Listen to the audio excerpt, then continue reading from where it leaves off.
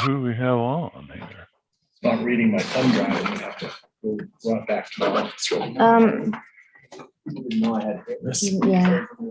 I mean, it's reading it, it's not on there, so I have Oh, to it's, is it I in your, is it downloaded in it your twice. packet? go. No, I'm gonna go get it. I'll be right Okay. back. So streaming is live. We just need audio now and life will be great. Something that might be on my computer. There's a little bitty picture. Okay, guys, bear with us. We're trying to get cameras and speakers to work, so I apologize.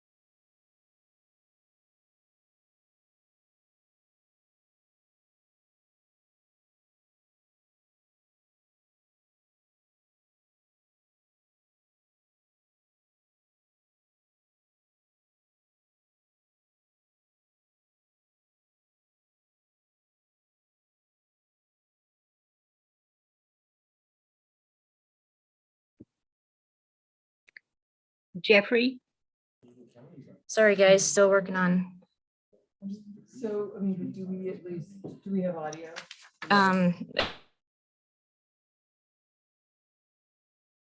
I can hear you.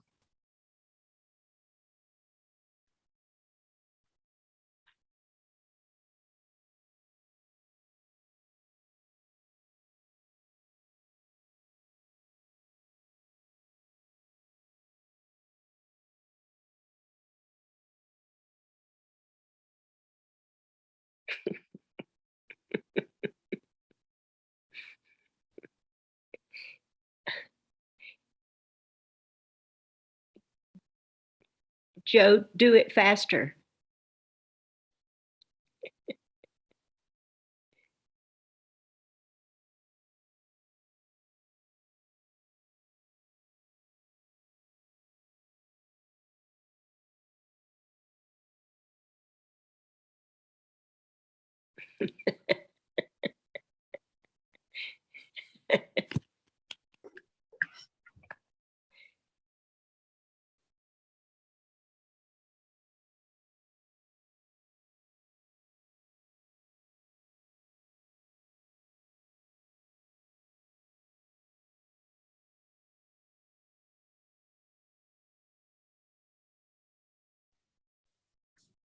I can see Wow. Suzanne now. And I There we can go. see Monty. And I Oh. can see there's like a landscape view of the whole room, it looks like. Joe, can you hear us? Chelsea, Yeah, I can hear you. Can you hear me? Okay. visible? Yep, we definitely can hear you. Sorry, I think we're getting there. Okay. I can get rid of the panoramic view. Where'd Glenn go? So what's it take for a quorum? Oh, there you go. We're Got a quorumed. quorum. What's Yep. that? okay. With that being said, if you can maybe walk through the beginning, kind of step by step, Glenn trying to get back. Because the camera doesn't like me, I like it. So good evening. It is July 19th. We are 6 minutes late, but it's our first meeting in person in 2 years. So thank you for bearing with us. We all look the same, except not on Zoom.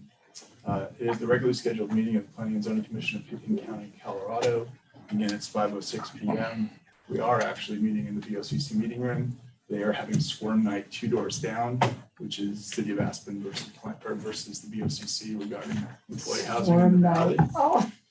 So that's regularly scheduled over the city building. Jeffrey, rub your hands under the table and see if there's any gum attached. So this meeting's been called to order. This is a public hearing and there may or may not be public comment. So we have neither our senior planner nor the applicant, but go. We're gonna do other stuff while we wait for you. I'm leaving with Leslie. Yeah, no, we're gonna make this stall for happen. one, we promise. So we, as per Colorado Revised Statute, we take comments unrelated to Turnabout Ranch at this point in time. Commissioner comments unrelated to Prince Creek Road. You're supposed to take like at least 5 minutes. So then Are we going to do a special resolution for Cindy? You didn't write a limerick? What? Somebody else wrote a really good limerick for the BOCC meeting, so Oh, you know, okay. you guys should have gotten clever. So last I didn't think my everyone's a little, parole, prisoner of wine parole was, I don't think anybody got that. You could have brought that tonight. Limerick. I've heard of Limerick, Maine, but I'm not sure I've heard. Anyway. I saw Glenn's bike, so he's probably at the door trying to get in. Planning Good point. We are Door just. closes at 4:30. staff Oh, right, comments luck up. unrelated to Prince Creek Road. So yeah, Jeffrey, just I guess, right, you've just gotten the email in the last day about next week's joint meeting with the BOCC. So 4 o'clock, talking about the growth committee process moving forward. Anyway, hopefully people can join either in person or virtually for that. The one at 2:30 on Thursday? Or is that next week you were saying? Next week, the 26th, my understanding is 4 o'clock. Am I correct on that? I'd have to look at the back. 4 o'clock. Okay, that's what I thought. Sorry. Made me question myself. Sorry. Okay. So yeah, the 26th, and then we do not have anything scheduled on the 2nd of August. The meeting after that will be the 16th. 4 o'clock for the BOCC joint. Yes. Who's bringing the joints? So this is a public meeting. We take, according to Colorado Revised Statute, comments unrelated to Prince Creek Road, Turnabout Ranch at this point in time, unless there's any other staff comment. Both Glenn and Leslie rejoin the meeting so I can get through that quickly. This is a public hearing. There's one agenda item. And just so for the sake of argument, I'm going to do this quickly. In the room, we have Glenn Horn with Davis Horn LLC, Heather Henry with Connect One Design, Molly Soames with Connect One Design.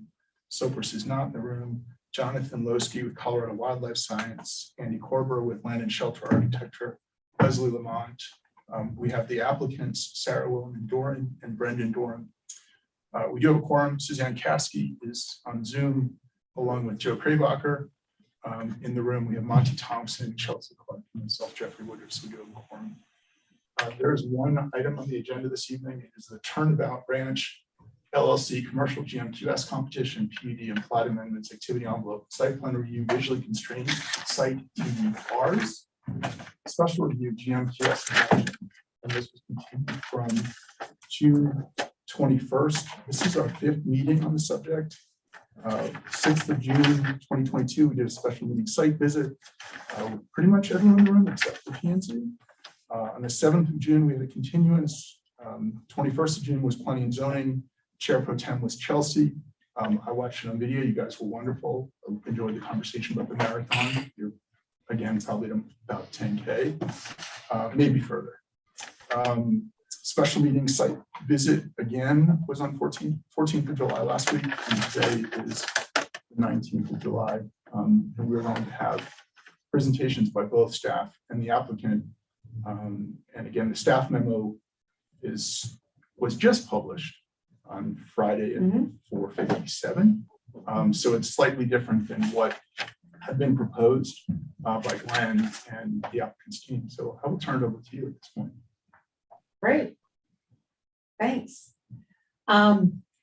So just as a reminder, as Jeffrey went through the various iterations that we've already considered about this project, if you remember at your last P&Z meeting, I did not prepare an analysis of the proposal against the land use code as well. You did not have a resolution. So which was also still a really good opportunity to really dive into the project, the land, the history of the approvals on this land, and how the applicants are considering their development compared to those previous approvals and their vision for the property. So what I did do for you for today is you have a full memo that compares the development proposal to our land use code, as well as a resolution, as well as a scoring recommendation for the commercial GMQS for the riding unit. So I'm just going to dive right into what the applicant is proposing and staff's findings. So the applicant is proposing major amendment to the Tybar Ranch subdivision PUD. They are proposing to eliminate lots 7, 8, and 9 on the property up here in the Hidden Meadow area. And in this area, they are proposing to build a, if you saw my memo, I refer to it sometimes as the equine complex, the horse operation. But this is where they're proposing the 20,000 square foot riding arena with a 24 stall barn, and then a turnout pen and a small circular riding pen, and the kind of accessory uses that go along with this horse operation of this kind. They also are requesting to create open space parcel C, which is, for those of you who are on the site visit, it's above the Mount Sopris D ditch, I think, something like that, right? And put a conservation easement on parcel C. They propose to create an activity envelope where the barn and horse operation are, and part of the major amendment to the subdivision and PUD is to eliminate lots 7, 8, 9, create the activity envelopes on open space parcel A, which is also called the Hidden Meadow, create open space parcel C with the conservation easement. They are also proposing down here where there's the 18,000 square foot red livestock barn. They're going to tear that down and replace that barn in the same location with approximately 2,400 square foot shed, equipment shed. We kind of had that definition defined for us on our last site visit. There's an existing 2-bedroom employee dwelling unit that they are going to repurpose that building into a 5-bedroom employee dwelling unit. Let me back up. They want to do a caretaker dwelling unit within the barn operation. Lot 11, that's lot 10, is not part of this application. And lot 11 is part of their long-range vision for the property. And that is also not part of this application. Over on the other side of the property, we have lots 4, 3, and 5. For lots 3, let me just say lot 4 is not part of this application, remains the same. Lots 3 and lots 5, they are proposing, they are requesting a visually constrained lot and a TDR for each of the lots. So visually constrained for lot 3, they would like a TDR for that. Visually constrained lot 5, they would like a TDR for that. And lot 6, which is down over here, was not part of the application. There's 3 access points to the property, as we've learned.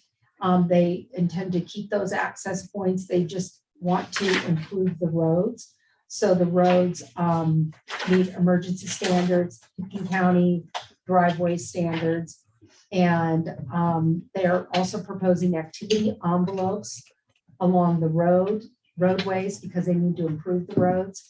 And they're also proposing activity envelopes for additional landscaping. So staff finds that the amendment, the major amendment and the minor amendments to the subdivision and PUD are consistent with the original approval and the intent of the use of the property, which was agriculture, preservation of open space, and their proposed uses, the riding operation, the new 2,400 square foot barn are consistent with the ranch character of the property and the previous approval. In addition, staff finds that the reduction of the density of lots 7, 8, and 9 are consistent with the previous approval because it reduces the residential density on the property and goes to greater support for the agricultural ranching operation on the property. Staff also finds that the activity envelopes as proposed avoid most constraints on the property. The areas are less than 15% slopes. How do I get that blue line out of there? The areas are less than 15% slopes. Development in the hidden meadow will not be seen from Prince Creek Road, and there are no trees greater than 6 inches DBH, which is diameter. Will be removed, and the mapped wildfire hazard is low and moderate, and that is for both properties. The hidden meadow, where the horse operation is going to be developed, and then where the livestock barn is being removed, the replacement barn is within an existing disturbed area where that livestock barn was.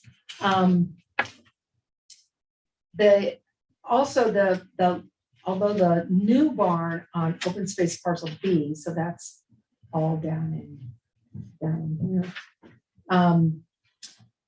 is visible from Prince Creek Road. And if you saw in my conditions of approval, my recitals, I suggested that maybe we can add some more landscaping in there to maybe help screen that new barn from Prince Creek Road.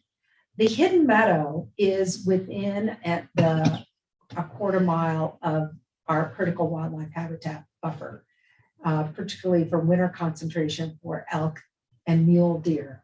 And the applicant spent a ton of time, and Jonathan Losky is here, and I'm sure Jonathan will weigh in on this. But John Groves of Colorado Parks and Wildlife met the applicant's team on site, and in consultation with them, as you'll see, I'm sure, the whole barn operation was shifted to the northwest, and it was turned. And so all the activity of the coming and going, the ingress and the egress, and all the human activity occurs in this area of the barn, where the buffer zone is all down along here. And if you were on the site visit, you recall that Jonathan spent a ton of time telling us about this ravine, which is where the wildlife, how the wildlife used to move across the property. This road here is an emergency access road, and the applicant has assured me, because I ask every time, that it will be gated, and this is the quieter side of what's happening in the hidden meadow. So staff finds that the orientation and the location are consistent with the standards of our code for our wildlife protection areas.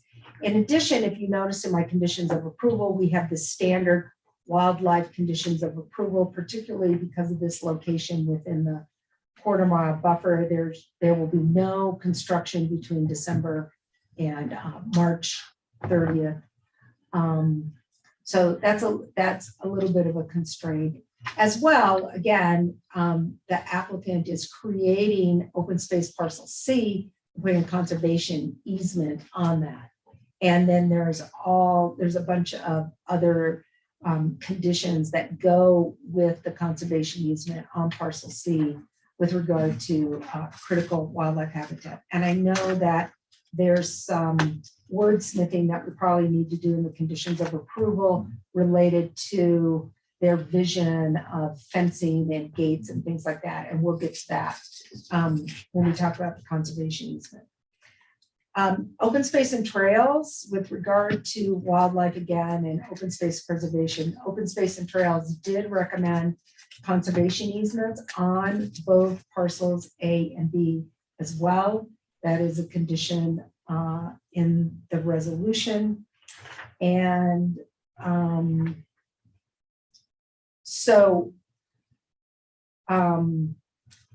with regard to scenic view, I talked about that the development in Hidden Meadow will not be seen from Prince Creek Road. I requested a little bit more vegetation with the new barn down on open space parcel B to help with some screening. I also recommended that since the riding arena and the barn are such a big complex, I recommended shades, the automatic shades. They did that at Aspen Valley Hospital actually for light pollution. But, you know, I think that we can discuss what the best solution to something. I was just kind of wanting to prevent any kind of glow coming off of the mesa there with such a large structure.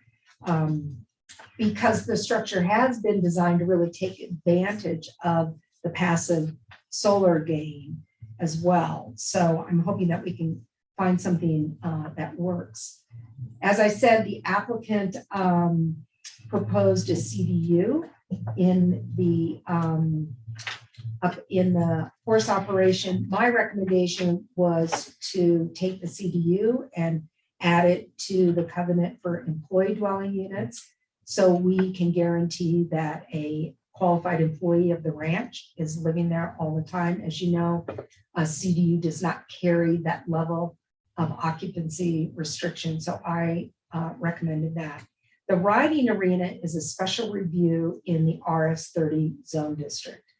And staff, in considering the special review criteria, I find that the proposal is consistent with the goals of the Crystal River Master Plan, the land use policies of Chapter 1 of the code, and is consistent with the intent of the RS30 zone district, and some of which are to preserve open space, preserve agricultural operations, and protect rural visual quality. A riding arena for a property this size is limited to no more than 30 visitor trips a day. I'm not sure how that affects Sarah's operation, and we can again kind of start to pin that down. These are the kinds of things that we can pin down in a development agreement as we amend the subdivision and the PUD. So the applicant, as I mentioned earlier, proposes to what is requesting visually constrained lot for lot 3 and lot 5, and they would like a transfer development right for each of these lots. The applicants went to great lengths to set up story poles for us to see on lot 5 and lot 3. And Brendan even set up a big orange tarp to see from Highway 133. I looked and looked and looked, and I never saw anything from 133. And probably I wasn't looking in the right spot, or I wasn't stopping in the right spot. But my feeling was, if you have to look that hard from Highway 133, it's probably not very visible from Highway 133. It is staff's opinion that lot 5 is highly visible from Prince Creek Road. And it's a narrow little strip of land that kind of perches above Prince Creek Road. It's visible not only from the big curve at Flying Dog Ranch, but it's visible from the Prince Creek Trail parking lot. And not really sure that shifting around of the building envelope on lot 5 would really make much of a difference. Staff is recommending a TDR for lot 5, finding that it is a visually constrained site. Staff is not as supportive with lot 3. There may be an opportunity to shift the building envelope of lot 3 back across away from the edge of the mesa to help reduce its visibility, and maybe a lower profile build could reduce the visibility of lot 3. I want to remind the P&Z that each one of these lots was approved with 7,500 square feet maximum residential floor area on these properties. However, based upon Colorado Parks and Wildlife recommendation comments, John Groves is very concerned about lot 6. He believes that lot 6 is right, it's right next to, it touches the winter concentration area for elk and mule deer. And it's certainly within the quarter-mile buffer of our code. When this property was originally approved, the quarter-mile buffer was not a standard that we could consider at the time. So staff is recommending, based upon John's comments, staff is recommending that we combine lot 6 and lot 3, finding them as constrained properties for one TDR. So staff is recommending one TDR for lot 5 and one TDR, a second TDR for lots 3 and lot 6. Finally, this is the riding arena, the 20,000 square foot riding arena requires commercial growth management allotment. And the way you figure commercial growth management allotment is you calculate how many employee generation units are created by a 20,000 square foot riding arena. And as I explained in my memo, we looked at the 2016 study that Linda Cameron did for her riding arena of Old Snowmass. And we used that and we determined that it generates 5.2 employees. The applicants, so we went through the scoring. My recommended scoring is attached in the packet. The minimum threshold is 24 points. And I scored the applicant in the end with a little math. I scored the applicant 25 points. So staff is recommending that you accept my score, or you may vote to rescore the application. You good? I'm done. So before we hand it over to Glenn, do you mind if we take 2 minutes and potentially take the GMQS off the table, and then what we're left with for the rest of the agenda is the TDR conversation? So in other words, I would ask if the P&Z has any, it's public hearing as well, but I would ask if the P&Z has any comments regarding staff scoring, which meets the criteria.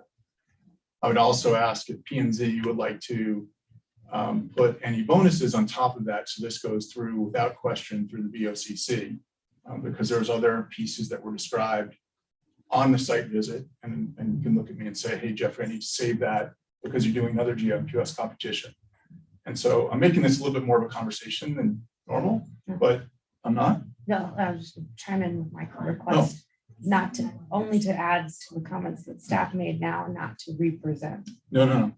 He is. I don't want to He's so rehash it. no. So Glenn is not presenting again. Glenn is actually presenting based on responding to Leslie's That presentation. limit So, it to only that, though. Yeah. so that's why I'm trying to take GMQS off.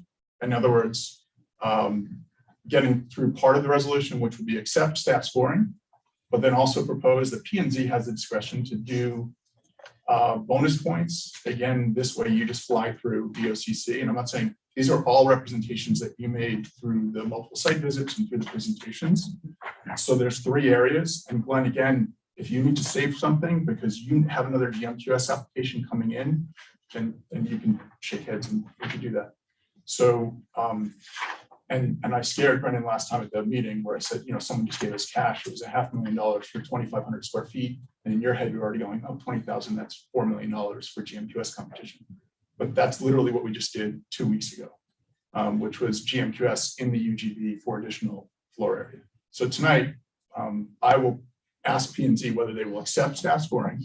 That would be 1. And then 2 would be, there's 3 areas of bonus that we could potentially put out. So based on the site visits and your presentations, they would include the helicopter and lake would be under creative. Reduction in water use, you could say that's already accounted for within the code. Creative would be stewardship with the schools, reduction in energy vis-a-vis net zero on the barn. The work with the BLM could be in that category. And the last one in terms of creative would be on-site housing as well as transportation. So any of those could be construed as bonus points. And again, I think the biggest ones, the takeaway from the multiple site visits representation would be the helicopter landing and infrastructure lake. Hopefully you're not putting fish in it. So I think that was kind of funny. Could be good. I just have one comment with the relationship to the scoring.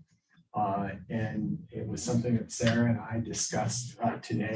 And Sarah's been very uncomfortable with the idea of doing anything that would affect the feel on the ranch, the tranquility, the privacy, and especially how they affect horses that are there. And this leads to the idea of the helicopter dip. Yep. And Sarah's become uncomfortable with the idea of a helicopter flying over where the barn and the horses are going to be. And she's concerned that a helicopter could spook the horses and there could be a catastrophic accident to one of these horses that are there.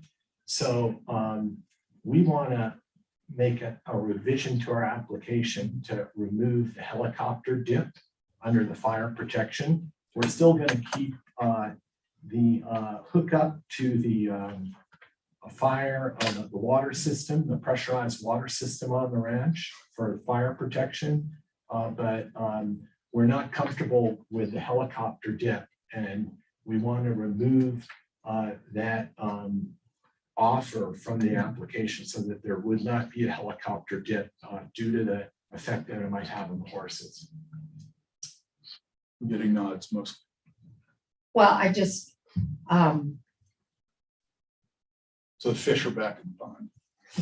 well, I would, Fish are in the- so removing the helicopter pond. So I scored the application 25 points. The minimum is 24. So removing the pond, then in my estimation, the applicant is doing what's required of them to do for emergency and fire access based upon the standards of what Carbondale Rural and Fire would do, so that we would reduce their score by 1 point. They still meet threshold. Staff doesn't give creative points, Right, so that's P&Z. you have the ability to do that. Do you want to ask us if we want to give bonuses, or are you being charged I because you am- want to award bonuses? I am only throwing them out there as potential. Okay. That it is planning and zoning based on the multiple site visits and the client presentations would be interested in awarding bonuses. So one, we still have to accept staff score unanimously. But you're Well, recommending we consider bonuses. I'm recommending that there are opportunities that they're taking advantage, given the site and location and some of the work they described, relative to the past applications we've scored in GMQS that would merit a bonus conversation. And then I just again, want to be clear. That was. yeah, no, that's it's what not- you're- okay. there's no, there's Let's be clear. Primus inter Okay. pares for those Can we that- ask that are questions about the Latin. scoring now, though? Is now the time? Yeah, I'm trying to take scoring off the plate, and it's public hearing, so yeah. And Thank you.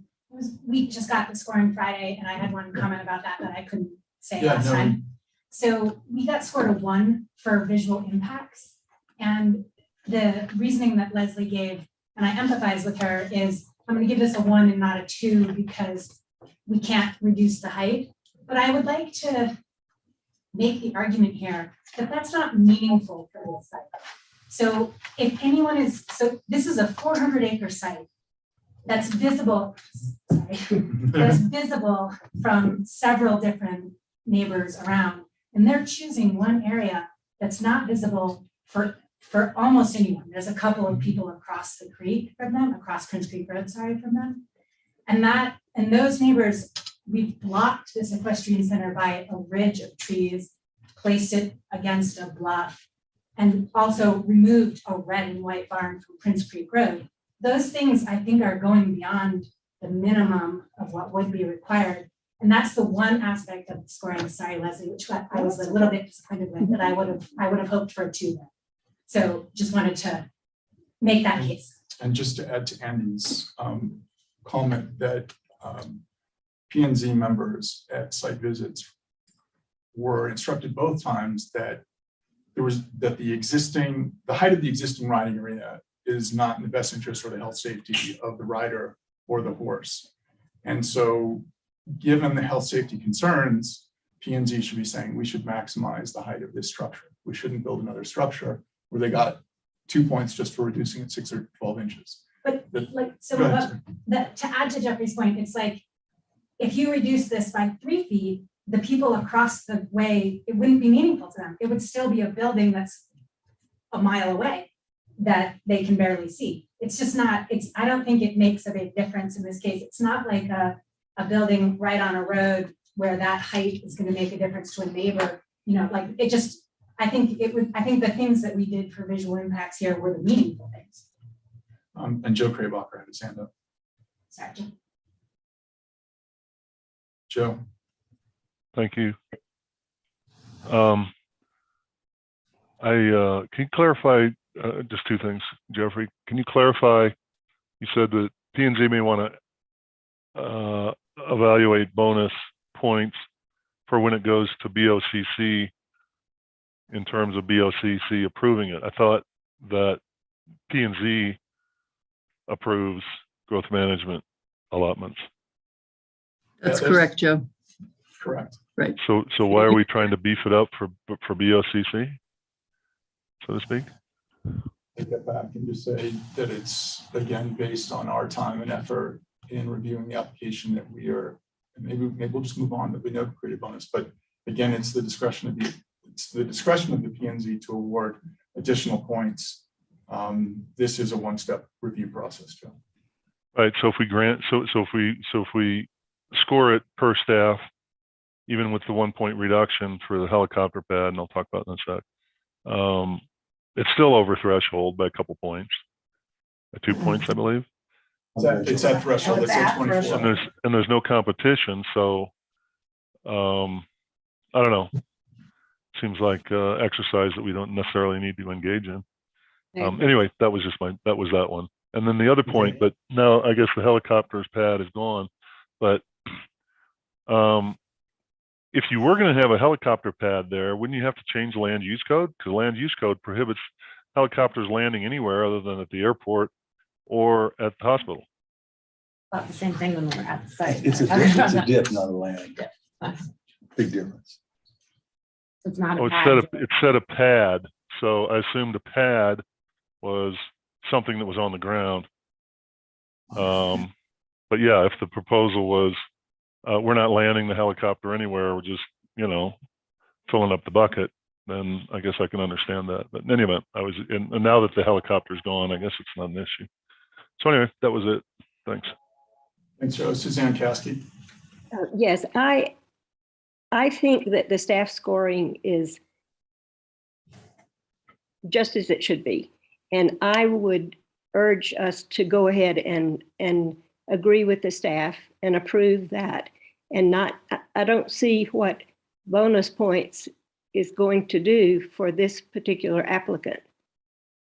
It seems that it doesn't make a bit of difference. They've met the threshold, and that's fine with me. Is that a motion? I have a question. Yes, that's a motion. I have a question for Leslie about her scoring. Second the motion. One question before we vote on it is the red barn that's on Prince Creek Road is being deconstructed and going away. Did you factor that into the equation for your scoring? Not really, because the score was based upon the riding arena. Yeah. And I was looking at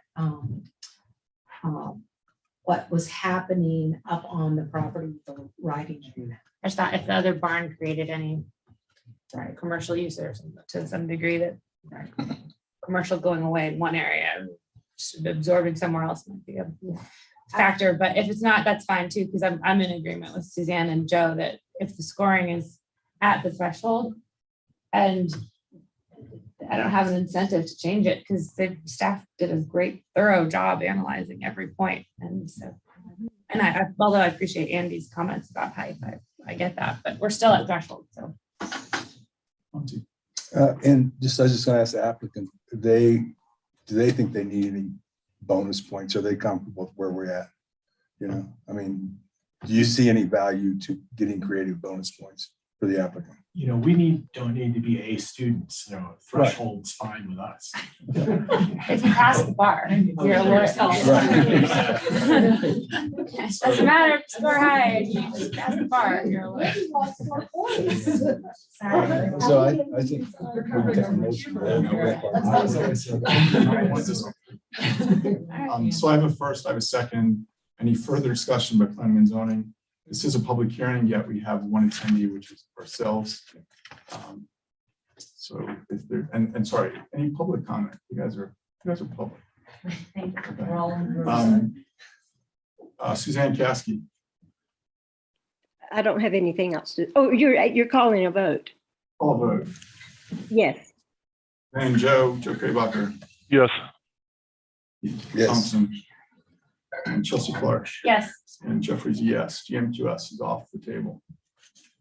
So Thank you. GMQS, part of the resolution is behind us, Meaning the motion carries. Motion Accept carries. Staff scoring. and we accept staff point. Thank you for. Thank you. On to TDRs. So I need to share, but I might need a little help on it. No When worries. is the appropriate time to respond to a couple of questions that you raised, Leslie, about like light pollution? And things like that? Let's let Glenn do his presentation and then, because Glenn's gonna raise those issues. Perfect. And then we get on. Yeah, and Glenn, can you stay focused on like zoning's criticism? I saw that there's 3 water permits, so P&Z should not be worried about water. They're in your name with Colorado Water Board. There was a question on site about road width, which is a big one, I think, and so that needs to be better codified on the site visit. What's in the packet, all of the packet's 24 feet. I think on the site visit, we talked about 20. And so that should be covered tonight as well, just we button that one up. And Jonathan Losky will laugh because I look out on Lazy O, as you know, and all of the new developments you can see because they have these like monster driveways. I assume it's for the Hummers and the Suburbans, but so if we could button up the 24 to 20, that'd be nice. Okay. And Glenn, just before you start, if anybody else is going to jump in on the presentation, I think it helps if you come up here just more for the cameras that the owl will find you better than Bonnie trying to hold the camera up over her shoulder. So that'd be She great. did a really good job with that. Bonnie is incredibly adept, but I'm trying to help her out a little bit. Okay, just for some preliminaries, I want to make sure I introduce the people that are here. Sarah Doran and Brendan are the applicants, and Andy Korber. And you've met Heather and Molly on the site visits. And Heather and Molly are with Connect One, they're the landscape architects, and Jonathan Losky's the wildlife biologist. So those are the introductions. I'm going to try to focus on what's changed since our last time we were together. You all seeing, is that, do I have to get rid of that or is it? Okay, thank you. The one thing I want to highlight that changed since the presentation that was a few weeks ago had to do with lot 6. And it's number 4 on here, 3 TDRs to sterilize lots 3, 5, visually constrained lots, and lot 6 as a constrained lot. I sent Leslie an email today that formally amended the application to ask for a 3rd TDR to be awarded for the sterilization of lot 6 as a constrained lot. And Jonathan's going to address the issues associated with that in a little bit. But that's the change that we've made since the last application. Everything else is pretty much the same. We're looking at vacating 4 lots now. If you look at number 1, we're looking at 3, 5, 6. I can show you it's 3, 5, 6, 7, 8, 9. That's more than 4. That's 1, 2, 3, 4, 5 lots, 6 lots. So that kind of leads us to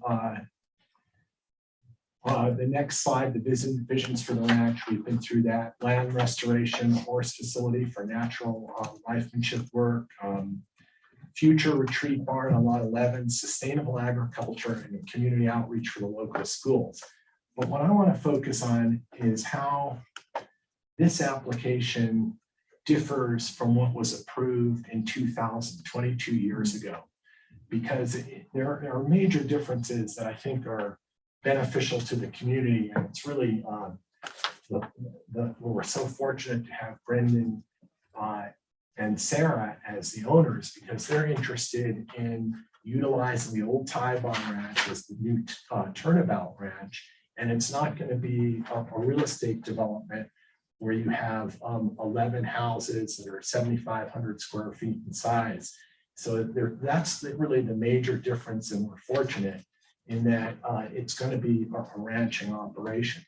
So if you take a look at what was approved on this screen back in 2000, you see the lots, and it has the road system on it. The road system incorporated this drive here. Angus Lane is one major access. There was another access right here by Dorothea Ferris's house that goes up Tie Bar Ranch Road. Those were the two major access points. And there are certain things to consider with regard to the approval back in 2000. And these are important considerations because the code has changed a lot since then. The approval of the Tie Bar Ranch predated the residential growth management system in the Crystal River Valley. So that application didn't go through growth management. It was just you filed a subdivision in the PUD and it went through a lengthy process that was approved. Another important consideration, and you saw this when you're out there, is that Prince Creek Road back in 2000 wasn't designated as a scenic corridor. So that really affects the approval of lot 3, lot 5, which is on the ridge. And as you saw when you're out there, it affected some of the other houses that you see in Prince Creek. So it's a major consideration that's in the code now, and it's a part of our request for the TDRs. Another important factor to consider back in 2000 was the code didn't have a quarter-mile buffer from winter concentration areas. So that really affects our proposal at this time. So here you're looking at the future conditions, and you take a look at this. Of course, 7, 8, and 9 would be removed and replaced with the agricultural barn and also the riding ring in the hidden meadow. We're proposing to remove 6 as a constrained lot, and then lot 3 and lot 5 as visually constrained lots. So this is an important thing to look at, is what's the criteria for constrained lots. So if you take a look at the first criteria, it's number 3 on the screen. This affects lot 6. It's legally created lots or parcels that have been identified as constrained sites because the lot or parcel is undevelopable or severely restricted pursuant to the code as determined by the county commissioners. So Jonathan will speak briefly to this, and also the effect of the winter range on Angus Lane. I keep saying Agnes Lane. Started with That was Leslie. Yeah, sorry about that. So you got me wrong. Leslie did that. So, and Jeffrey, you suggested this, put this right on the screen as well as a visually constrained lot. So I'm looking at a definition on my desk, and it says legally constrained lots or parcels that have been identified as visually constrained sites because development would severely impact or destroy a scenic public view plane. So that's what I've been using as my criteria. Yeah. So here, I think the key to lots 3 and 5 would be severely impact a public view plane as viewed from Prince Creek Road. And so that's really what we're looking at with regard to lots 3 and 5. Now here, this is a map that Jonathan did just today that addresses the proximity of lot 6 to the winter concentration area. And I'm going to ask Jonathan to speak in a moment about the proximity of 6 to this winter concentration area, and also the proximity of the winter concentration area to Angus Lane. Because one of the things that's critical to the application is the capability to use Angus Lane as winter access and for the uses in the Hidden Valley. And we feel that the alternate access, which would be this road here, Tie Bar Ranch Road, is not an adequate access to go all the way around from here to the Hidden Meadow. And there are a number of reasons for that. There's a bad intersection right here by the Flying Dog. It's on a curve where there's bad sight distance. And then as you go up this road here, it's rather steep and there's a big gulch on the right side.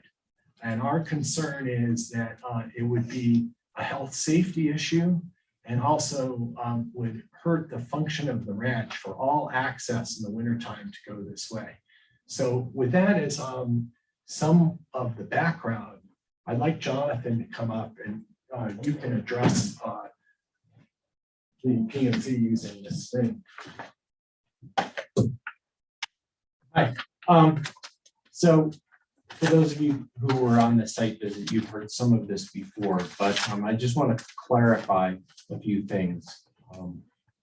That first of all, the proposed facility is within the buffer. It is not within the winter concentration area.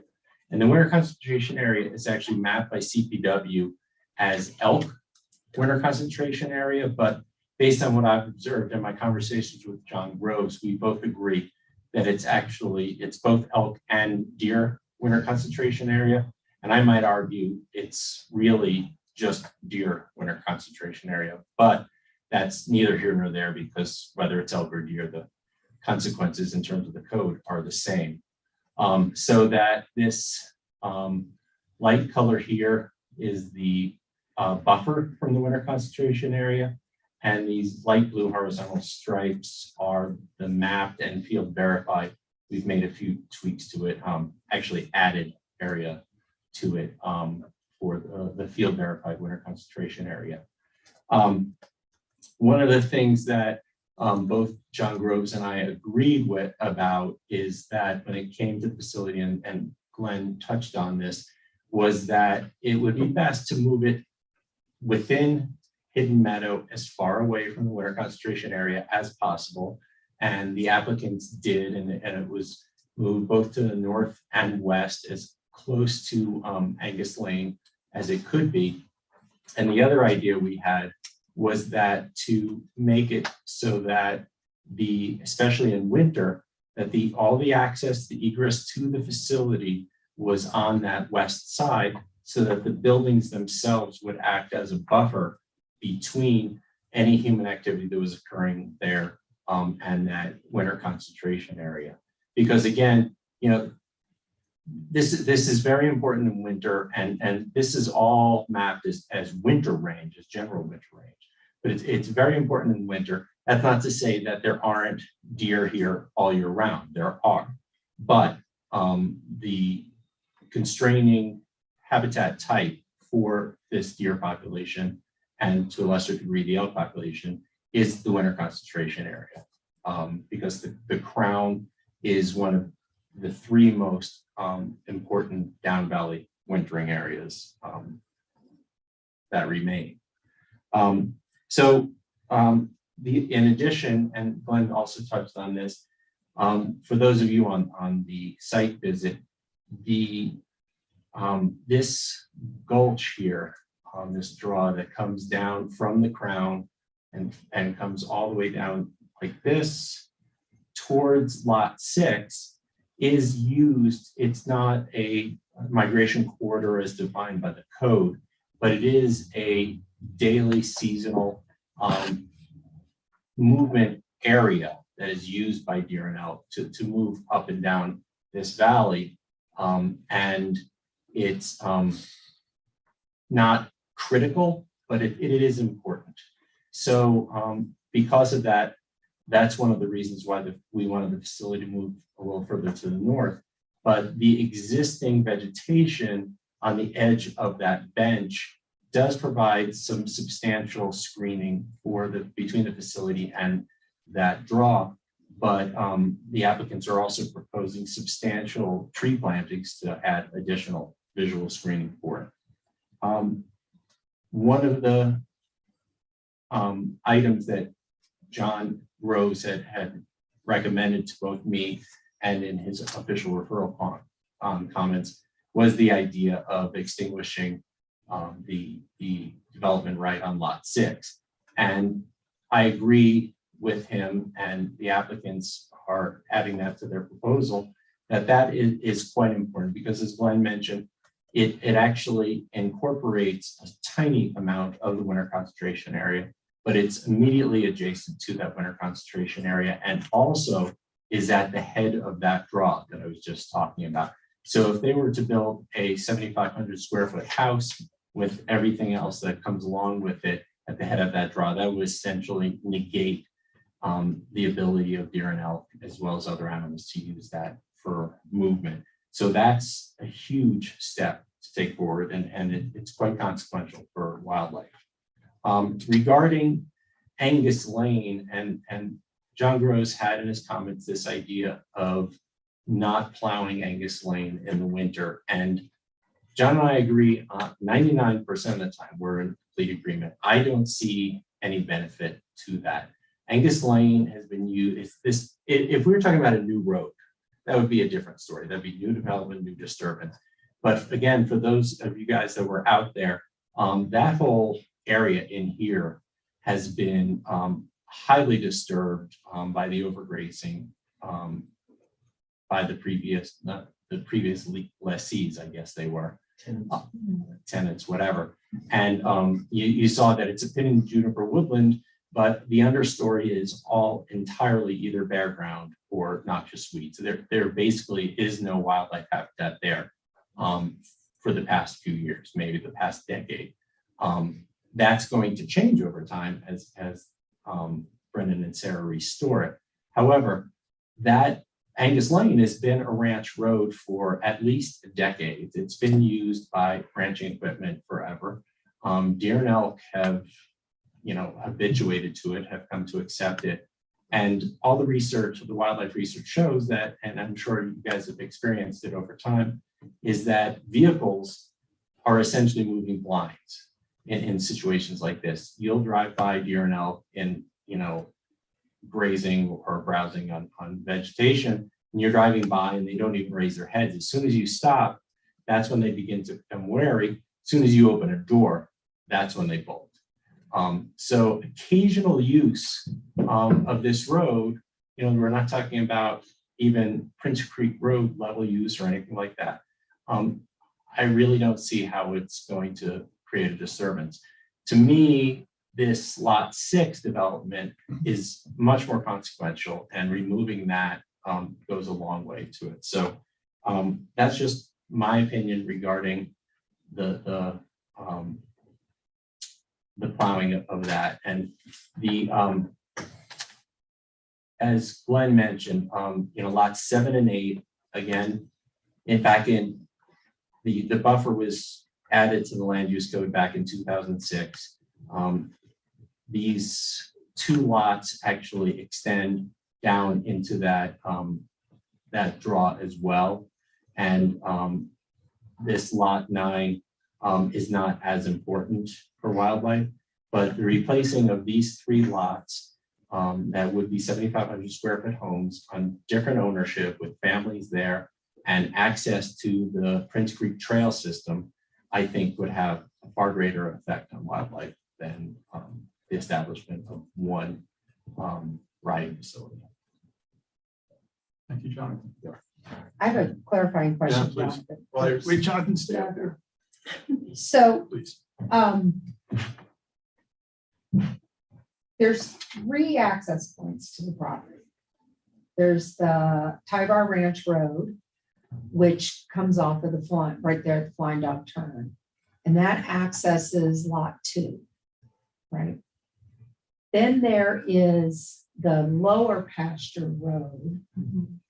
And that is, it's right by the Prince Creek Trailhead parking lot, right? So Yeah, it enters by the 1872 road and then crosses Can you point to it? underneath that. A couple. It enters, Here, you can look at the map. well, I can show, it's right here. Okay. Okay.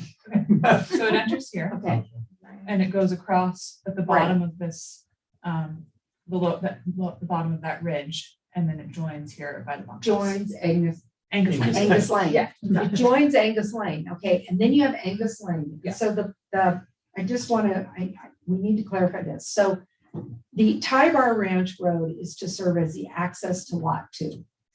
The lower pasture road is to serve as guests and invitees to the horse operation.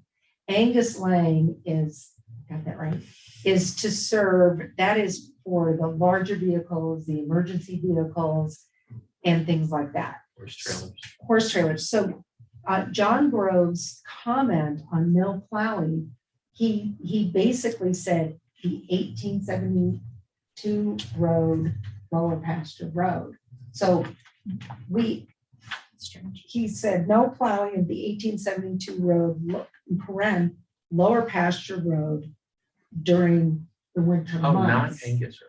No, so we need to clarify that and So- what, so- Strange, because that's mostly outside the buffer. Yeah, That's really not an Yeah. important area. Yeah. so, but I think probably because of the buffer, he probably meant, and I can clarify this, but he probably meant the entirety of Angus Lane. Which is a problem for you, Paul, because of access to the Yeah, horse It's the only operation. viable access I don't to the see farm. why he would have any issues with That it area. here. And, that's, I can certainly call in and have him clarify that, but, again, as Brendan well knows, and Brendan has just been in the process of restoring this area. It was just dirt and feet of cow manure just compacted in there. So the applicant's proposal is to keep all three access points, improve all three of those roads, and keep them open year round. And again, we're gonna clarify with.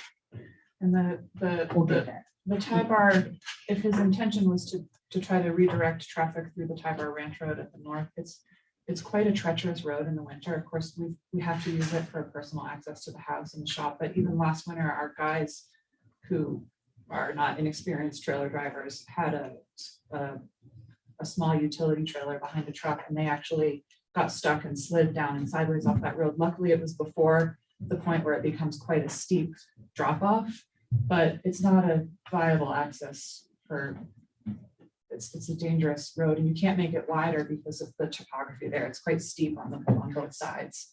Okay. So it just doesn't work. Okay. I wanted to just add one comment to what Jonathan said. We had Dan Coakley, who's a traffic engineer at SGM, do a traffic study of the trips that would be generated by the barn and the riding arena. And he found, and he used this as a standard, that there would only be 15 trips per day generated by the riding arena and the barn. So I just want to contrast that with the number of trips that would be associated with 7, 8, 9, given county standards. There would be 24 and a half trips, actually 26 and a half trips per day. So we're not talking about a lot of trips, particularly in the winter months, it'll probably be less. Yes. So I just wanted to mention that.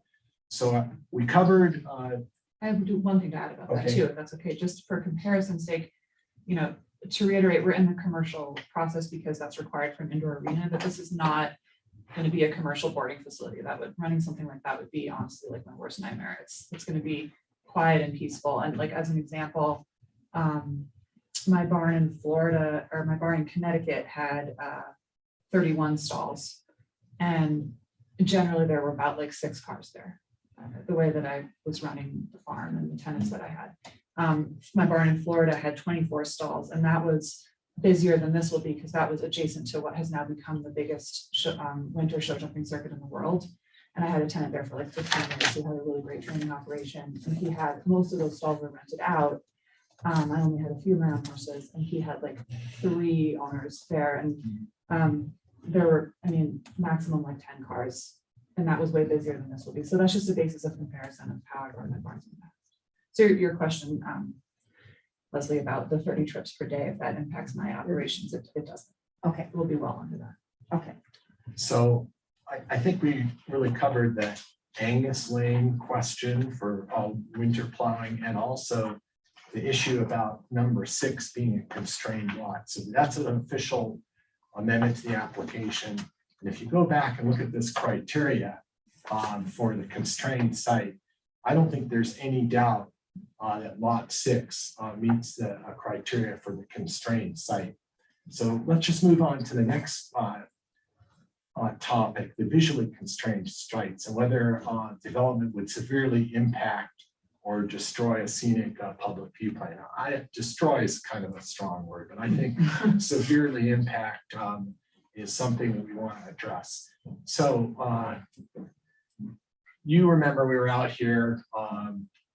This is an existing house above Prince Creek Road. I would say, you know, it's like the Cordillera of Prince Creek in terms of breaking the ridge line. This is exactly what you don't want. A house right on the ridge.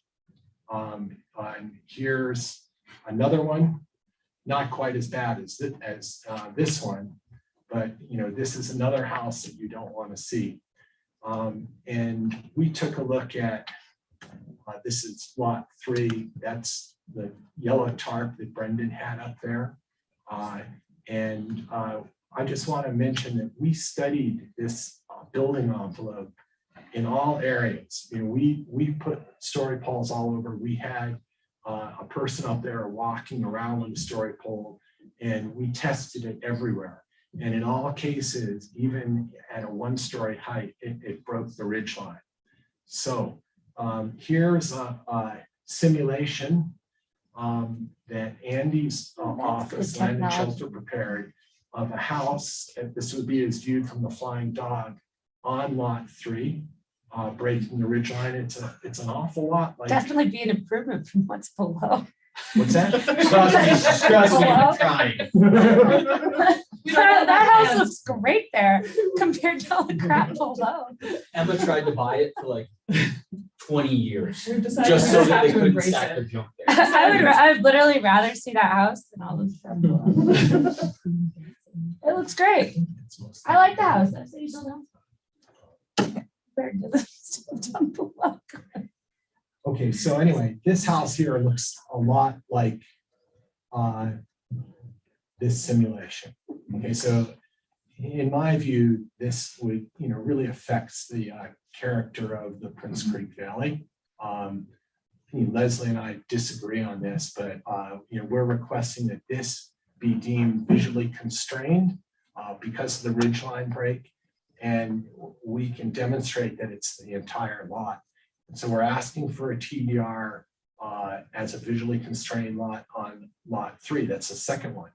So here, this is the one where Leslie concurs with us. This is lot 5, and you're looking at a house on that narrow ridge right above the parking lot for the trail. So On lot 3 too. Just the fact that lot 3 is a bit of an aberration in this whole subdivision, because when those lots were created, they were not supposed to disturb the irrigated productive land. And actually none of them do except for lot 3, which is smack in the middle of our hayfield. And so if the building envelope were moved to the east, it would be even more disruptive to the productive irrigated land.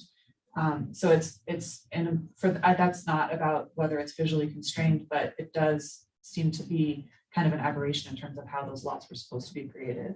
Historically irrigated fields are meaningful in contemporary. Yes, it's important, and it's just right smack in the middle of the hayfield.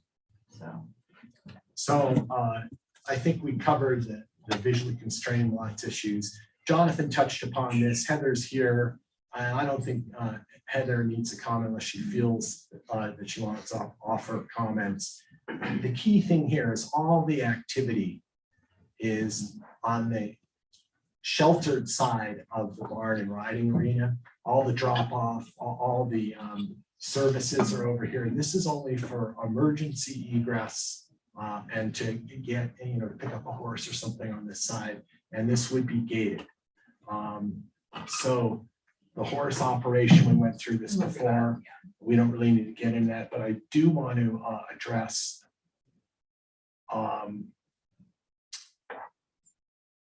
I kind of want to conclude with a few things. We're talking about vacating 6 residential lots approved for houses containing 7,500 square feet.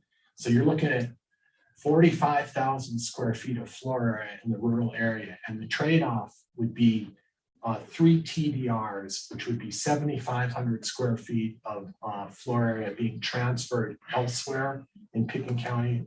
We would hope it would be in the urban growth boundary or proximate to the town. So I think you're looking at a good trade-off there, 45,000 square feet versus 7,500 in a more appropriate place. The Turnabout Ranch Plan restores prime agricultural lands, it's sustainable agriculture. There are significant scenic quality improvements consistent with rural character, and there'll be community outreach for the schools. So that's the pitch. I'd like to address what we consider to be the major issues and the minor issues. And I sent this to Leslie today. Key issues are the conversion of 789 from residential to barn and indoor riding arena. Jonathan's addressed that. The Angus Lane winter use is critical to us. As we said, it's a health safety issue. It's also really important to the functioning of the ranch that Angus Lane be open in the wintertime. And then this issue of the open space parcels A and B conservation easement. That's the recommendation of open space and trails. And, it's going to be a standard thing. It's not codified. But open space and trails, as advocates for open space, always recommend conservation easements on the open space parcels. And I just want to remind you, it's not codified. Brendan and Sarah have stepped up at the encouragement of John Gross and divided the open space parcels to create a third one, open space parcel C, which is the most critical one. And they've offered to encumber that with a conservation easement. And that's in response to John Groves and also in anticipation of the recommendations from open space and trails. And the one thing you got to keep in mind, when you do a conservation easement, I've done quite a few now. The challenge for a planner and for an owner is to come up with all of the uses that may occur on those open space parcels in the conservation easement and accepting those uses from the encumbrances of the conservation easement. And essentially, you have to identify things that are not going to be prohibited. And in Brendan and Sarah's case, it's been just about a year to close on the property. You've only been living there for several months. And it's, they're still getting to know what's going on with the property. And I think it's asking a lot for them to, go through everything they can think of that they would accept from a conservation easement on open space parcel A and B. So they're fine with the conservation easement on open space parcel C, but they're not at a point yet. It's just moving to the property. They're planning on being there for years and years for the rest of their life to come up with the uses that would be exempted from that conservation. Maybe down the road, that would be something, but they're just not ready for that yet.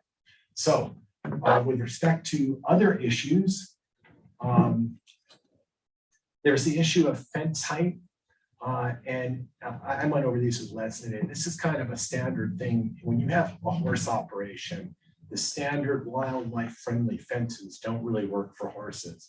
So we need to make an exception to the wildlife friendly fencing for fences that are right around the riding arena associated with the horses, so that the horses are safe and contained. The barn CDU, we've addressed. The request is for it to be a barn CDU. probably when we do the retreat application, it will become a fully deed restricted unit. Ranch gates, Brendan can speak to this with a lot more expertise than I, but there are certain ranch gates that have to be open periodically, and if there are any questions about that, Brendan can address it, but we have a problem with the condition about the ranch gates. Leslie's talked about the shades in the riding arena, and I think it's a good idea, but I think, it just doesn't work very well because the dust and what's going on inside and the size of those shades, it would be very difficult to do. And I think it's best to just have a hard, fast rule that once it's dark or a half hour after dark, there are no lights on in the riding arena, and unless there's some kind of emergency reason why they have to come on to care for a horse or something where they have to come on briefly. But Sarah has no intention of having riding in the evening when it's dark. So I don't think the shades are necessary. We talked about the helicopter water dip, and we're also concerned about the condition that there would be no events at the riding arena in the wintertime. And the concern there is we're not really sure what an event is. And, it would be pretty wide open as to like what's an event versus the normal operations of that Sarah's conducting in the wintertime. And we do have a definition of what special events are in Pickens County. So what we were thinking is maybe that should be changed from events to special events. That there'll never be a special event during the wintertime at the riding arena or the barn. And that's a defined term in the code. It'd be probably a better way to go. So that's what I have for you. And what I'd like to do is ask Sarah or Brendan if there's anything you'd like to add, or anyone else on our team that I might have missed or misstated. Yeah, just to add, do you have the renderings in this of the conceptual idea for the bunkhouse and the small barn down there? I just wanted to add, because it was in that slide, that can we identify the lower pasture road and Angus Lane are open winter a year round, because it was just said Angus Lane, but I want to make sure that we know that the lower pasture road and Angus Lane would be open. No. Oh, okay. Yeah. Well, in the application, I've got it right here. okay, well, if you have yes, so we'll pull it up the paper copy, but we have a conceptual. Excuse me, stop sharing and I can pull it. Oh, okay. How do I do that? Stop sharing. You guys work together. Okay, there you go. Thank you. Yeah, just to show you, and we're happy to, our proposal did include cleanup along the creek, which the folks at Open Space and Trails are quite happy to hear about. Of course, we're happy to plant more trees along there, Leslie, as you're asking. And we also, if you see those renderings, we feel like it would be kind of picturesque what we're intending to do there. So happy to also screen it with trees, but we feel confident that people will find that to be a big improvement visually. So that's, as we pull that up. Yeah, just to mention as well that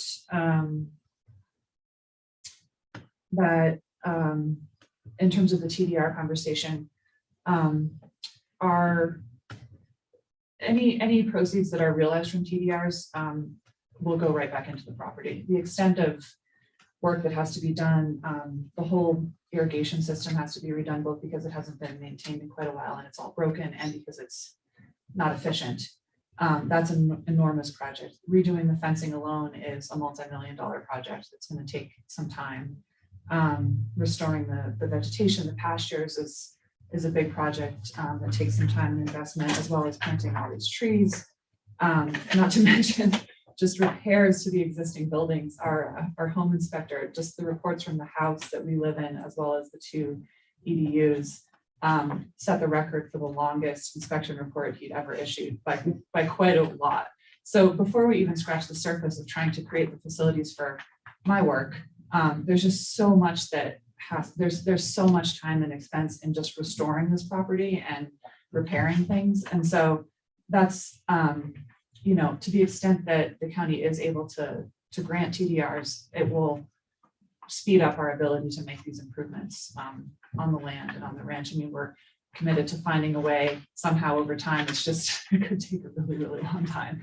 Just that you're aware that that's also bearing the power lines. I mean, there's a long list of things that are just really big ticket items that are for the purpose of restoring the land and the existing infrastructure and buildings for ecological reasons, as well as all the others we've discussed. So just to note that. I can answer any questions about gates that anyone has. We're good. I think Sarah's on the money, which is really, this is a conversation of 2 versus 3. And how we leave this from yesterday. And that's why I wanted GMQS out of the way, so we can say, okay, we're just focusing on this piece.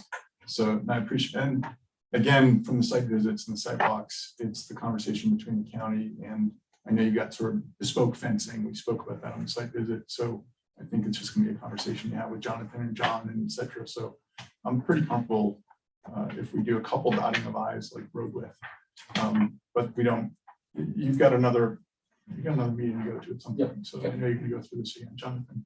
I just wanted to follow up on 2 points. One, when Glenn brought up the conservation easement, I want to make it clear again for those who weren't on the site visit that the proposed conservation easement incorporates all of the winter concentration area on the ranch. So once the conservation easement is in place, that's perpetually protected. There can never be any development within the winter concentration area.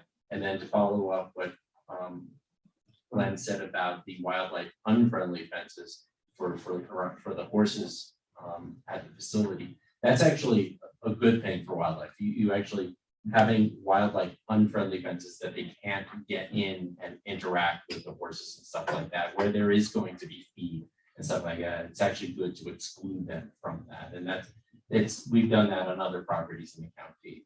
And it's not like it's a perimeter fence or anything like that. These are islands of fences. So it won't have any negative impact on wildlife. You guys mind if we take a 5-minute, everyone just gets to get up and walk around and you know, enjoy this wonderful architecture and this. So Suzanne Caskey and Joe Krabach are online. We're taking a 5-minute visual stress break. And How about 2 minutes? we're just taking a walk around. Okay, 2 minutes. I have stuff to do at 7. I don't want to be here tomorrow.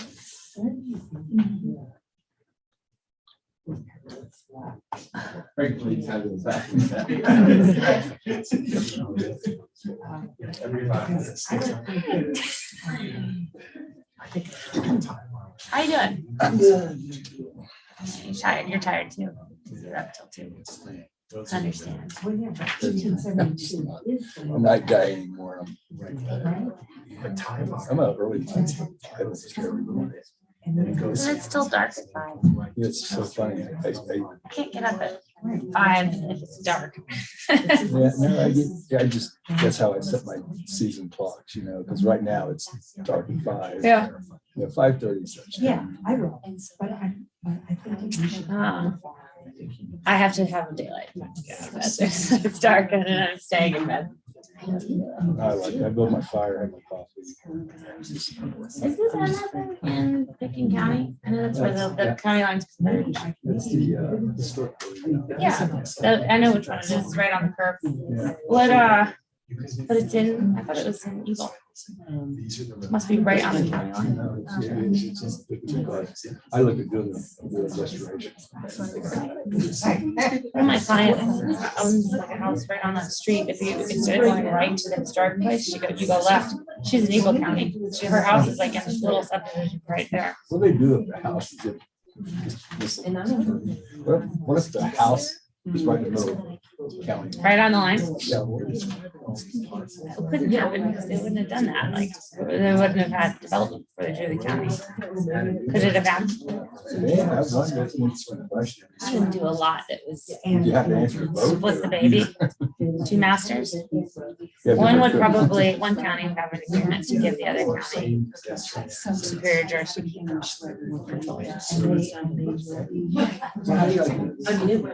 I mean, That's okay. It's good. I remember my first meeting says that was gonna be. Yeah, I do. That's exactly what I want to be. The thing that I don't like about it is adversarial stuff creeps in. People fighting with each other, like disputes over issues. I don't want there to be disputes. I don't want any, I want to only do deals where people make money and we're happy. Business buying, selling. Enough for a nut. Niche real estate development, but just when I get a call from like a friend who's like, oh, I want to kick a tenant out of my place, or I am a tenant and I want to fight with my landlord, I'm like, let's take a long walk on a short pier. I don't want the call. It's a headache. I get a lot of those headaches lately, especially HOAs. So maybe it's because there's so many new people in town. And these new people are moving into condo projects and creating like new issues. Not worried at all. I'm glad it does. Not worried, you solved it, that's the impressive part. How Don't mind. tried numerous times already, It's, through it. a couple Dow. times. Isn't that the nature of technology? Just at the moment, it's like, yeah. I don't know, but I know that he ran this at Waterloo. It's out there. Yeah. These days. You can't let, and you have to be good at compartmentalizing this thing, then next thing, the next thing, but don't let the one ruin the other, blend together, just compartmentalize it. Yeah. Next week, just address this He comment just with passed the away. resolution. No, everything got it. We just Which did it. town is it? Is it like ours? Right now, that's the conversation. Yeah, but this is the kind of stuff. It's what? This is the kind of things. Yeah, And that's the- I'm fine with it. It's really good. It's steps too. And the opposite. I'm telling you, they warm my heart. This is a project. Everybody can get on. I mean, I don't think there's any problem. This road, I think I should make comments. Get a ranch. You gotta have access to it. You've gotta be able to winter. I don't care. You know, I mean, I'm all for water. So I think that- But we make recommendations. Yes, each side of it to us. And they're gonna, yeah, they make this. Yeah. Well, no. Let's having this conversation. we should have it. Chair Pro Tem is getting anxious. Suzanne Caskey has her hand up. I was just gonna say, I think we're all back. So let's get going. So Glenn, you're closed. Yes. With your team. Excellent. Is there a follow-up or rebuttal from you in 5 minutes or less time? No rebuttal. Good. We did, I've identified areas in the resolution that could be amended or tweaked based upon the direction the P and Z wants to go based upon Glenn's presentation. So Questions from Joe or Suzanne that are not in the room? What did you say? Questions for those folks not in the room for the applicant or their team with regards to their presentation, which really took the ante up from 2 TDRs to 3 TDRs, which Leslie's proposal is 2 TDRs with constraints on, 3, 5, and 6. Yeah, I got it. And again, I think there's just a bid ask between 2 and 3 TDRs in the room. That's really all we have. And Are we gonna redline the resolution with the other, the list that Glenn just put up? Are we gonna try and incorporate those things? Yeah, or- that's what I've been. You've working already on. been working on those? Yeah. And are you in agreement with Glenn on making adjustments to those things? Yeah, I think there's some things that I can't change the language tonight, Yeah. for example. And I was thinking maybe we can take a specific condition of approval and just say staff will continue to work. So for example, the fencing in the gates, that's condition 12. Yeah, the resolution. F in the Defining them, resolution? Yeah. So with regard, excuse me.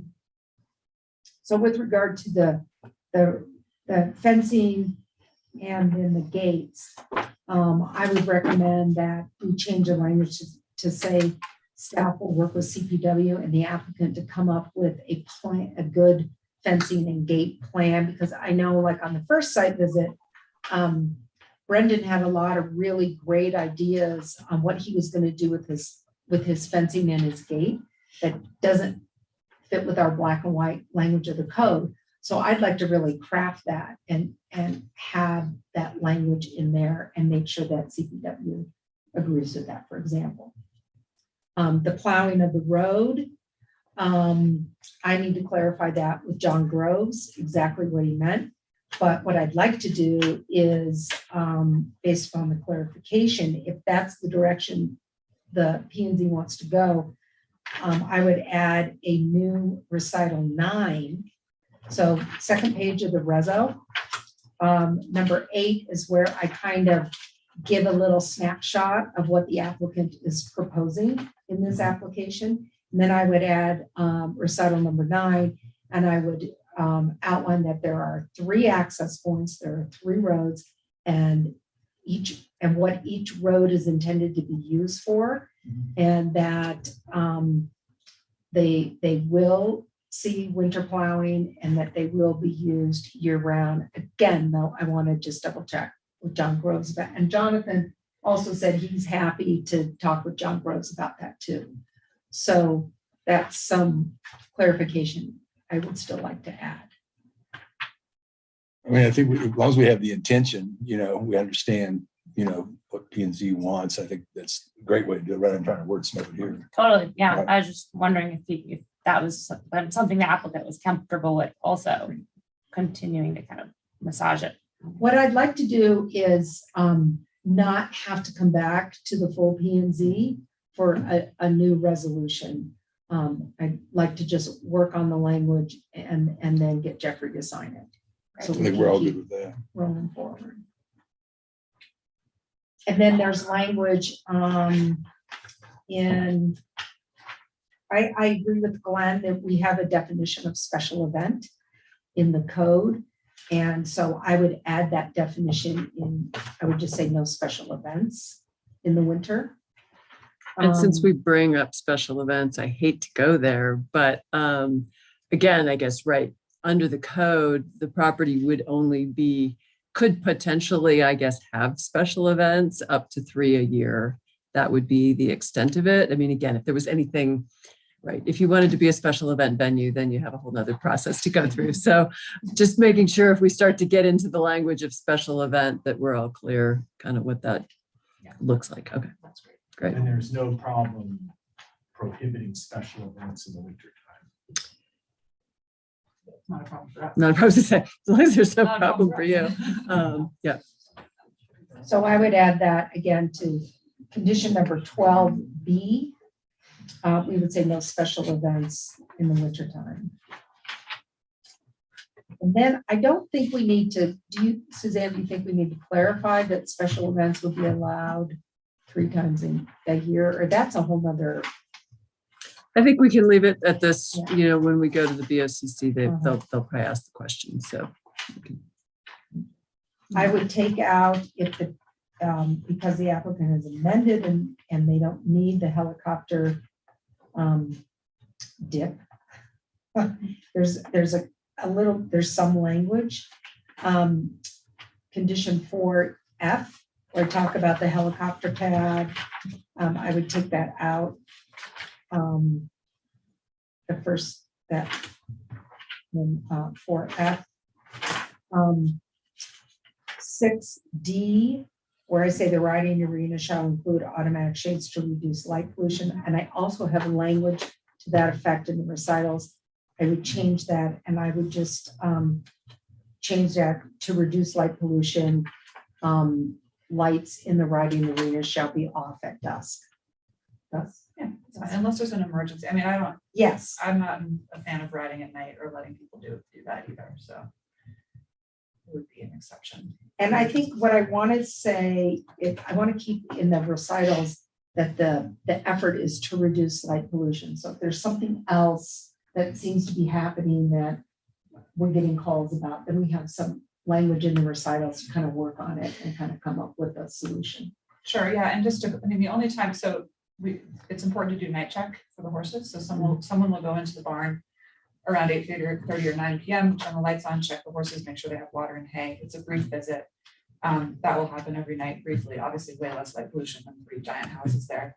And then the CDU is positioned on the north side of the upstairs. So if whoever lives there, when they're in there at night with the lights on, no one will see it because it's shielded by the bluff and it's not visible from the south.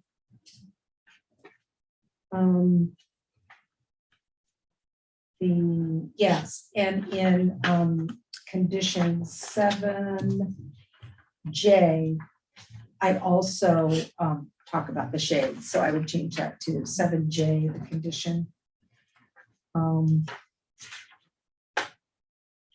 We talked about special event, ranch fence height gates. We'll work on that, a plan. So the only final thing that I would add, and then look for direction from the P&Z on. So Glenn gave me a paragraph that he'd like to add into the recitals, and that would go recital 8G, where we talk about open space parcel A and the hidden meadow. Glenn, I'm sorry, I don't have this to throw up on the screen. I have it on my screen. Oh, put it up there. You need to stop sharing. Oh, Do that. Then I have to go back into my. Now my computer's not responding. I can share a screen. I kicked you out. Oh, you kicked me out. Okay, go. Share a screen.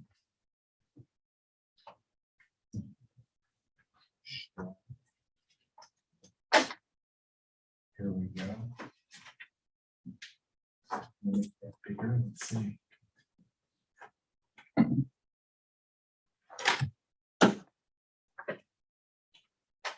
Can you read that? I'm trying to. Not so much. Escape from full screen and then. Full screen. Escape from full screen. Yeah, I'm trying to stop that. full screen. Once somebody just read it to us, it'll be fine. I hit escape and it won't let me do Just it. right click. Okay, permitted uses, this would be a new recital, 8G, it's a change to it. Wait. So long as This you don't this is, they're repeat it. gonna read it to us real quick. It's like, If I say it once, it does it twice. it should read, we're adding a sentence, and this is important because we want to establish what's permitted in the hidden meadow. Permitted uses including stabling and riding of horses. Activities at the horse facility will include natural life-manship sessions for healing, work, and connected horsemanship, as well as training for natural life-manship practitioners. Practitioner trainings may be conducted in small groups, period. And then it goes into what Leslie's language is, a 20,000 square foot indoor riding arena, 24 stall horse barn, covered round pen, and outdoor horse turnouts are proposed to be developed in the hidden meadow. This area was lot 7, 8, and 9, which are proposed to be vacated. A new activity envelope site plan is proposed, an amendment to the subdivision PUD, and commercial GMQS for the riding arena are requested.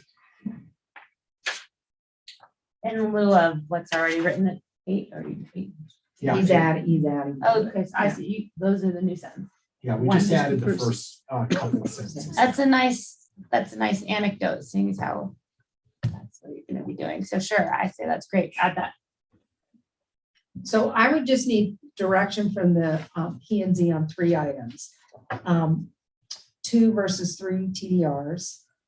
The road width, as Jeffrey has brought up, and then the my reso is recommending a conservation easement on open space parcel A and B, in addition to open space parcel C, which the applicant offered.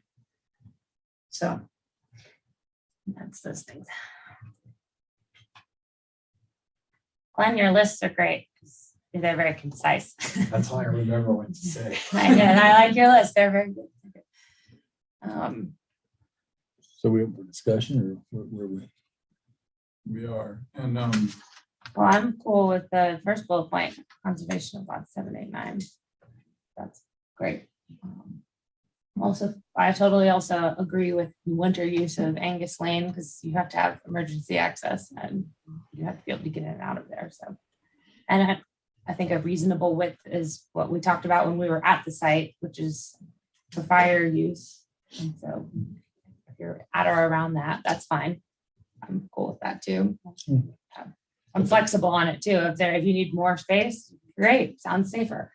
Because I've been listening to what Jonathan said also about wildlife and what you say about cars passing by. It's not going to make a big difference in a deer's life. Open space parcels A and B conservation easement. I don't know. Why are you requesting that, Leslie? Open Space and Trails has it as part of their recommendation. But they're getting C. Which is entirely in the winter concentration area Yeah, and will have yeah. the most impact on preservation. Joe, Suzanne? Okay. You want to say anything? Yeah, just, one, I think that, it's a ranch, you got to get access to your property. So I think this winter, you just have to have that. And I think that wildlife will adjust to most anything. It's long and it's winter. It's not like, all the time. The other thing too is, going through this, the site visit and all the meetings we've had on this is a kind of project I think that, TDRs were made for. I think that being able to take, stop to look at what that would be as a subdivision, another subdivision there versus what they're trying to accomplish. I think, to me, I agree with, the 3 TDRs for the difference of what you're making in the impact to the area. So again, I think it's been a great project to be presented. I think it's a great vision. And I think that the intention here is what we're trying to approve tonight. So I don't know how much more we want to go on this, or, if there's going to be a motion, do we make a motion as amended, or? I just want to ask one more question of Leslie, or Glenn or the applicant. Either one can respond. We were just there on Thursday morning having a nice conversation. We didn't hear about the third TDR request. Is that just arise because of the memo published by staff, or had you guys been going back and forth on this? What was happening up until the staff memo was published? So we read on. So I read over the weekend. So where did this third one come from? The timing of that? We knew of the importance of 6. And to tell you the truth, Sarah and Brendan were thinking that it might be a nice place for a guest cabin. That's what we were originally thinking, that when they had guests, they could stay down there. But over time, they started to think that there was a nice site on, is it lot 2 or 4? No, 4, way off in the corner there. Yeah, way off in the corner. 3 is. We didn't know initially, when we put in this application, we had just bought the property. And so that was the most that we could figure out in that short amount of time. And then when we learned about the wildlife winter concentration area, we realized that lot 6 was important and that it came into play. So that was,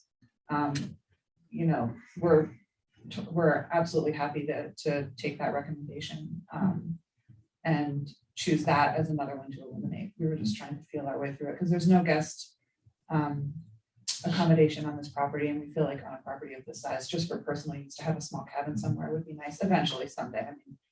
So we just wanted to save the spot for that, not 75. Small. So now that we've learned that about lot 6, we're happy to put that one in play.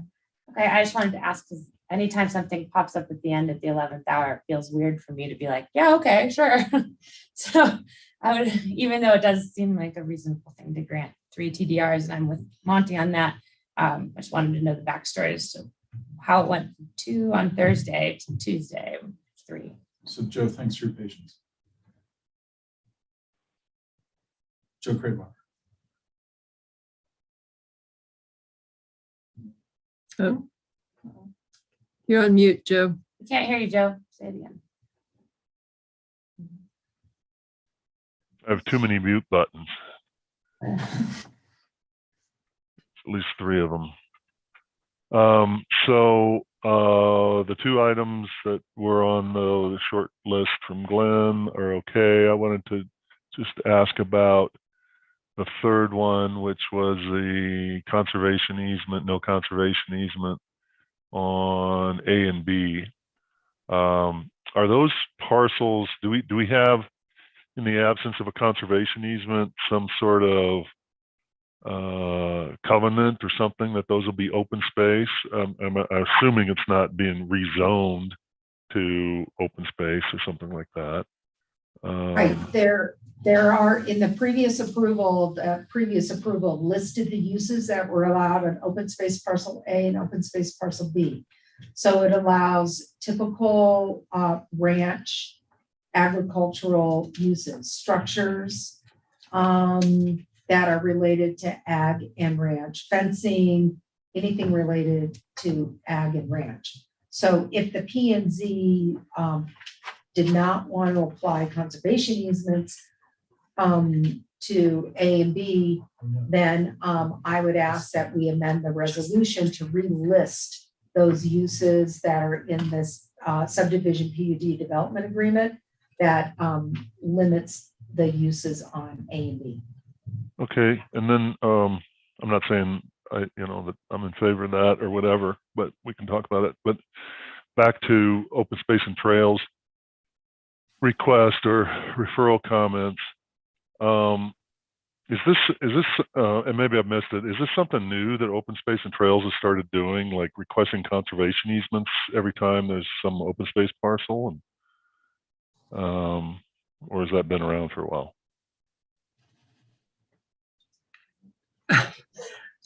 Joe, I think everyone it's been around for a while, Joe. I mean, I think they're always basically looking for the conservation easement provides the highest level of protection. So I think I don't think it's a brand new thing, but they're always throwing it out there as a suggestion that, right, when we just have common open space in a subdivision, it does not have, that level of protection, obviously. Right, it's usually just covered by some sort of covenants or not covenants, but conditions of the approval or whatever, which is what it's mostly Leslie just was suggesting. Yeah, it's essentially the PUD agreement, and the county's a party to that agreement. Right. So, they have to talk to us about changing things, but in terms of long-term protection, right, obviously the conservation easement is what they'd look at as the preferred option. But again, I don't disagree. There's nothing codified about requiring that, certainly. So I see. Yeah, that's what I was curious about. Because the conservation easement in my mind kind of implies that the applicant has to do a baseline survey, study, establish what the existing conditions are, and then you have someone who monitors the conservation easement, right? That's, I guess, what's happening on parcel C. Is that correct? Correct. Yes. Okay. All right. Well, yeah, I'm in favor of kind of what sounds like had been done previously in the prior approval, is to have those permitted uses or whatever you want to describe it as in the approval documents as opposed to a standalone conservation easement. Yeah, I agree with Leslie's recommendation and what Joe just sort of repeated, and not having to require conservation easement on A and B, because I feel like the conservation easement on C is enough at this juncture, plus the protections of adding the language to the recitals of what's allowed.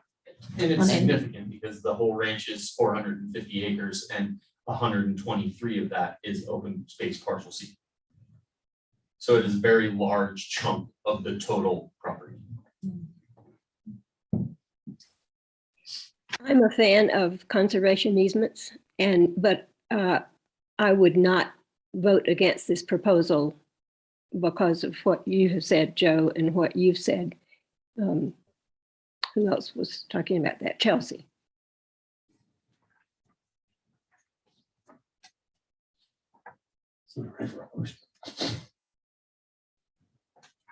I'll make a motion for the resolution of the Planning and Zoning Commission of Pickens County recommending approval to the Board of County Commissioners for Turnabout Ranch LLC subdivision, PUD, and plat amendments, activity envelope, and site plan review, special review for a riding arena in the RS 30 zone district, and 3 constrained site transferable development rights, subject to the modifications of the resolution that we've discussed in the previous 15 minutes. ongoing before it goes to PNC or to the BOCC. So there's two visually constrained and one for buffer. Constrained. Oh, thank you, sorry. And then as amended through this conversation. I'll second. So Chelsea is the motion and Monty is the second. And I should close the public hearing, but I feel like this is just like a neighborhood here. Any further discussion, conversation, debate? And 9 minutes. So I have a first, I have a second. I've been told not to reread this. We have a motion on the table. Chelsea, Yes, I vote in favor. it's similar to your banter that you guys have going on here with Monty, Yes.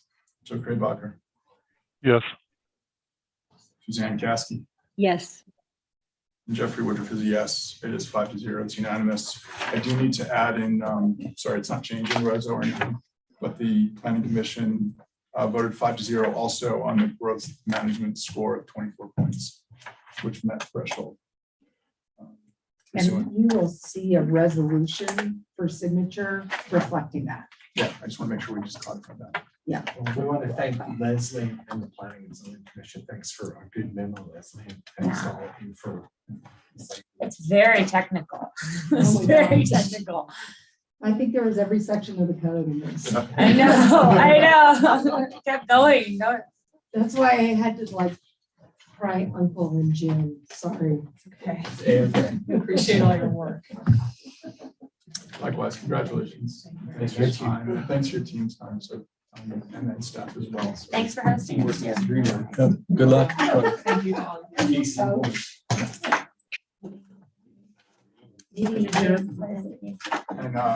the chair is just adjourned.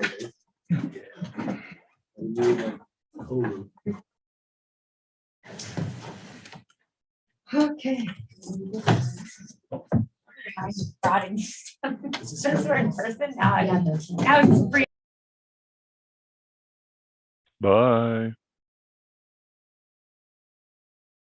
Can't even get into my computer, turn it on. I think it's dying. No, What are we?